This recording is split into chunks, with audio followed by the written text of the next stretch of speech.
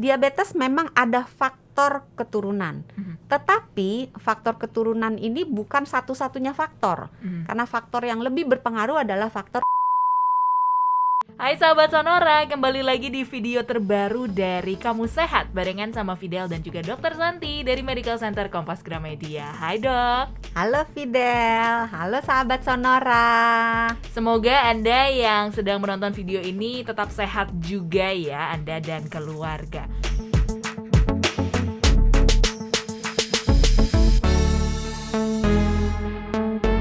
Di video kali ini kita akan menjawab pertanyaan-pertanyaan Anda di kolom komentar dari video-video sebelumnya tentang 5 makanan untuk menurunkan gula darah. Karena kayaknya masih banyak nih dok yang penasaran tentang cara menurunkan gula darah. Kita jawab satu-satu ya dok? Boleh. Boleh banget. Ada Ibu Lena.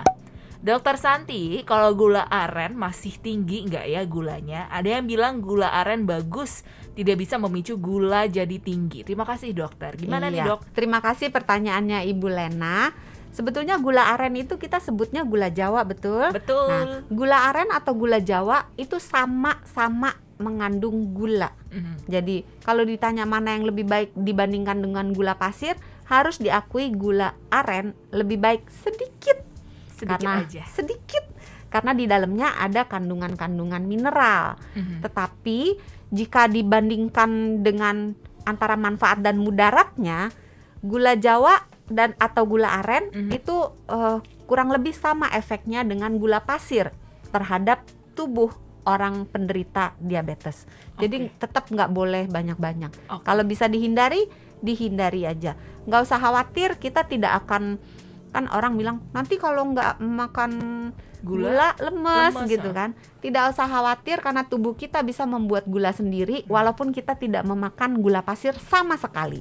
Oke, berarti salah juga ketika dikatakan gula aren atau gula Jawa itu tidak bisa memicu gula atau kadar gula dalam tubuh meningkat gitu. Iya, dia karena kandungan gulanya cukup banyak, pasti sama naik aja nanti. Oke, pertanyaan berikutnya dari Yolanda Rosita. Mau nanya dok, kalau masak dikasih kecap, apakah bikin gula darah naik? Gimana nih dok? Iya, terima kasih pertanyaannya Ibu Yolanda. Pemberian kecap dihitung sebagai penambahan gula. Apalagi kecapnya kecap manis ya. Ini kita bicara kecap manis ya.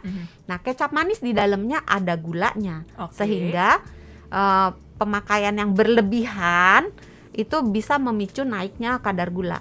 Tapi kalau cuman kecapnya seputeran gitu doang nggak apa-apa, kan sedikit aja lah ya. Sedikit aja nggak apa-apa. Oke, jadi silahkan dikonsumsi asal masih ada di taraf yang normal gitu ya dok? Iya, jangan sampai lebih dari 1 sendok misalnya. Kalau berlebihan tentunya akan memicu kenaikan gula darah juga karena di dalam kecap manis ada gula pasirnya. Baiklah, ini pertanyaan berikutnya menarik nih dok, dari Nila Ayu. Kalau misalnya sudah mengonsumsi nutrisi khusus diabetes kayak beberapa merek gitu dok, nah untuk menjaga gula darah terus konsumsi makanan yang bisa nurunin gula darah yang dokter rekomendasikan, nanti bisa drop nggak dok gulanya? Iya, terima kasih pertanyaannya Ibu Nila Ayu. Betul. Nah, makanan atau nutrisi untuk penderita diabetes itu sebetulnya sudah lengkap. Walaupun dia menaikkan gulanya tentu hanya sedikit karena memang dirancang komposisinya khusus untuk penderita diabetes. Nah, minuman penurun kadar gula darah seperti yang di video sebelumnya, seperti misalnya kayu manis, cengkeh dan sebagainya itu memang bisa menurunkan gula darah. Apakah bisa turun sampai drop atau tidak? Setiap orang mempunyai sensitivitas yang berbeda-beda. Ada orang yang begitu minum minuman penurun gula darah, dia langsung gulanya drop, bisa walaupun jarang ya. Nah, tentunya sangat bijaksana apabila asupan minuman penurun gula darah ini dikomunikasikan ke dokter yang merawat. Jadi dokternya nanti bisa, karena kalau pasien-pasien diabetes biasanya dengan dokternya itu punya hubungan yang erat. Jadi dokternya sudah mengenal si pasien berdasarkan medical recordnya, dan dia bisa memperkirakan seberapa besar efek dari minuman penurun gula darah secara alami dan akan menyesuaikan dengan makanan dan minuman dan obat-obatan yang dikonsumsi. Oke, jadi disesuaikan dengan orang masing-masing ya. Iya. Yang berikutnya dok, dari Nyai Rompang. Dok, apakah gula darah diabetes itu turunan juga? Iya, terima kasih pertanyaannya Ibu Nyai Rompang. Diabetes memang ada faktor keturunan, tetapi faktor keturunan ini bukan satu-satunya faktor, karena faktor yang lebih berpengaruh adalah faktor gaya hidup. Jadi kalau misalnya ibunya menderita diabetes atau ayahnya menderita diabetes, tapi dia pola hidupnya baik, kemungkinannya besar bahwa dia tidak akan menderita diabetes seumur hidupnya. Jadi penentunya sebetulnya faktornya banyak, nggak cuma genetik aja. Jangan khawatir pendengar Sonora yang ada keturunan diabetes, jagalah pola hidup dengan baik sehingga bisa terhindar dari penyakit diabetes. Oke, baiklah. Yang penting pola hidupnya dijaga walaupun ada faktor risikonya, tapi tetap bisa terhindar dari diabetes ya.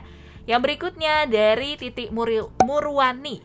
Nasi boleh makan nggak dok? Terima kasih pertanyaannya Ibu Titi. Mengenai makan nasi boleh atau tidak, ya tentu saja boleh. Tetapi jumlahnya berapa banyak disesuaikan dengan berapa tinggi gula darahnya. Jadi semakin tinggi gula darahnya, semakin sedikit nasi yang boleh dimakan. Jadi tapi kan kita bisa kenyang tidak hanya dengan nasi.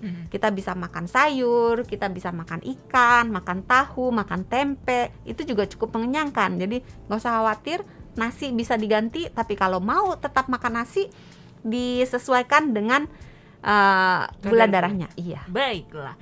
Pertanyaan berikutnya, pertanyaan terakhir nih dok, ada dari Muhammad Nur. Apakah penderita diabetes yang gula darahnya tinggi dok bisa merasakan gatal di seluruh tubuhnya? Iya, terima kasih pertanyaannya Bapak Muhammad Nur.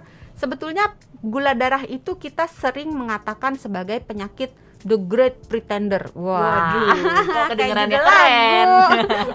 Jadi gimana tuh dok? Dia peniru ulung. Penderita diabetes bisa menampilkan gejala mirip seperti banyak sekali penyakit. Contohnya, dia sering gatal-gatal, salah satunya. Jadi orang berpikir dia sakit kulit, ternyata dia sakit gula. Gitu, bisa ya? Salah satunya. Salah dua. Yang lainnya misalnya dia sering buang air kecil. Orang berpikir jangan-jangan dia infeksi saluran kemih, atau misalnya dia infeksi prostat misalnya. Tapi ternyata dicek gulanya yang tinggi, atau sering keputihan, sering kesemutan, atau dia lapar terus, haus terus. Itu gejala yang ditampilkan sangat beragam sampai tidak ada gejala sama sekali.